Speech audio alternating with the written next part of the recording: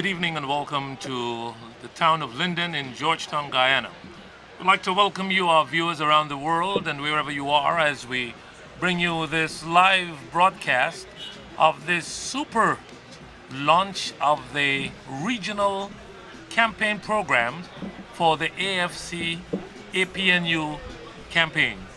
As you know, you may have heard or you might be reading daily in the periodicals and watching on the internet and everything else, Guyana is on the verge of holding another general and regional elections.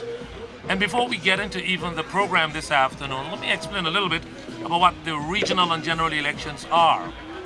In Guyana, there are 10 administrative regions, and every region is kind of governed by what is called a regional democratic council.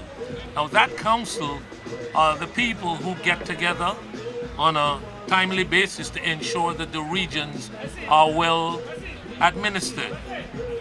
The national elections are the elections that are held for members of the National Assembly. The National Assembly is the body that decides the fate of Guyana and its budget and everything else, along with another branch called the executive. And like many other countries in the world, there's the executive, there's the judicial, and there's the legislative.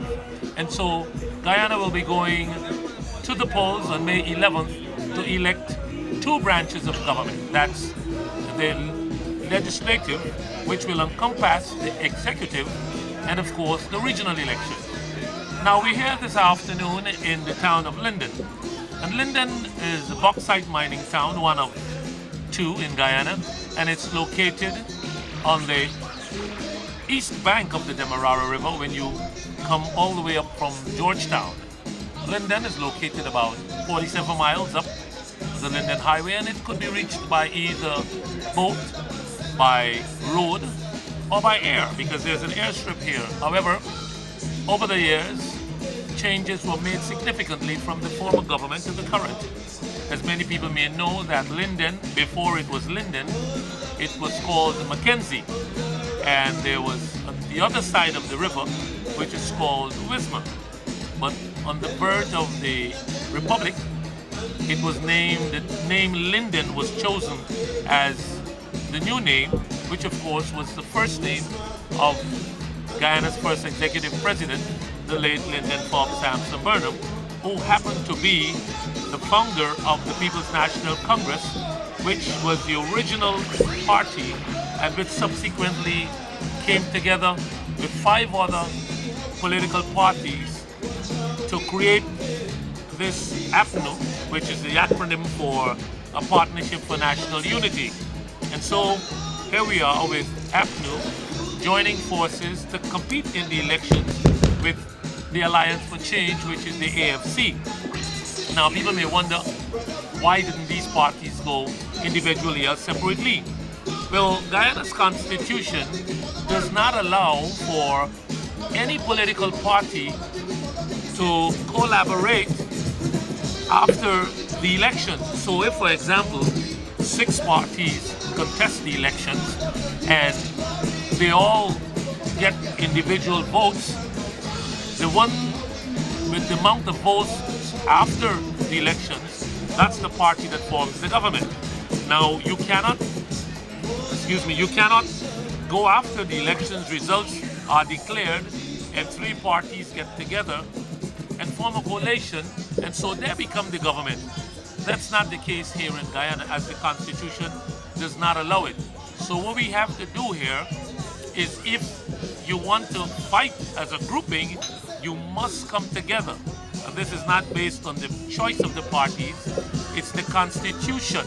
So you have to remember that that's part of what we are seeing here. So the APNU AFC coalition had to happen before the elections are held, so that if they want to come together as a strong group to remove the incumbent government, then you have to collate before.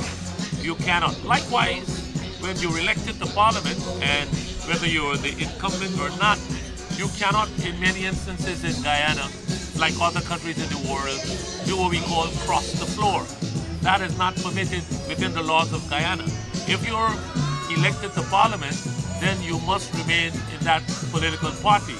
But the leader of the party, if you so do not, of course, cooperate with your party, the leader could write the speaker and ask that you be recalled, which means you'll be removed from parliament without an election.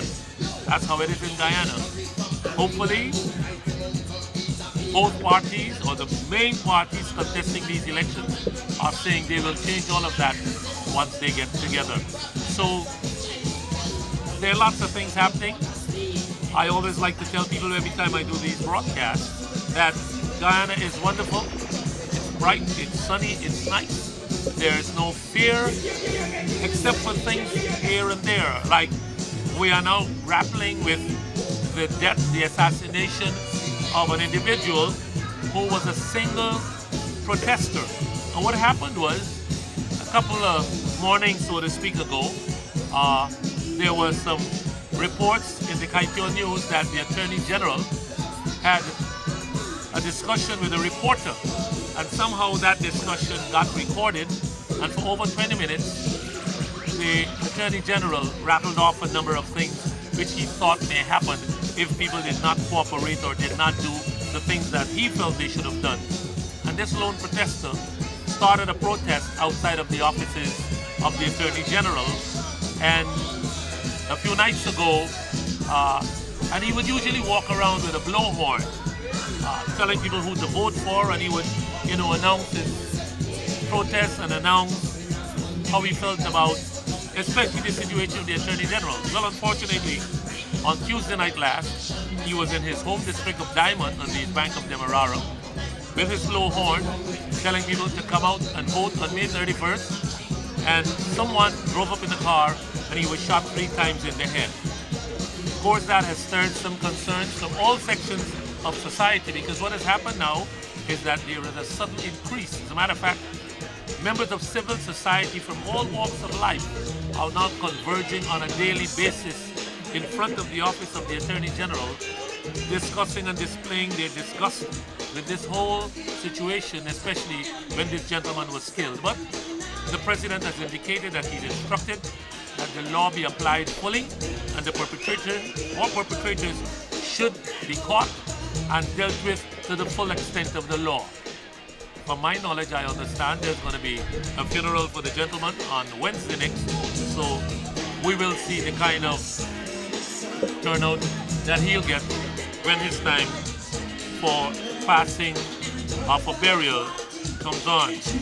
I'm trying to open up here to tell you a little bit about the program this afternoon. Now, this program starts with a parade by members of both alliances, the Alliance of Change, and if you notice, there's a green and yellow color code that's going on. This is the colors that have been selected because of the Alliance of Change and the Alliance of Change is the Partnership for National Unity.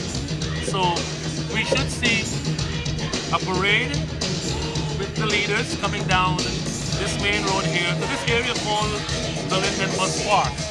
And once we get to the other cameras, you will see exactly what's going on. Now, once we get here, there's a program that will precede the actual political side of things. There's some young people who will dance, there's some casa drumming, there's some songs, there's a youth speaker, there's music, and then we see the arrival of the leaders, of course, and they'll be greeted by a parade. That parade, as we talked about earlier on, and then of course we go to the, I'm trying to find my program here, but we've got some speakers, and the speakers include, we see the national pledge. Then Mr. Sharma Solomon, who is the chairman of this region number 10, will be here to talk about, what the program is like. And so we will hear from Mr. Sharma Solomon, Mr.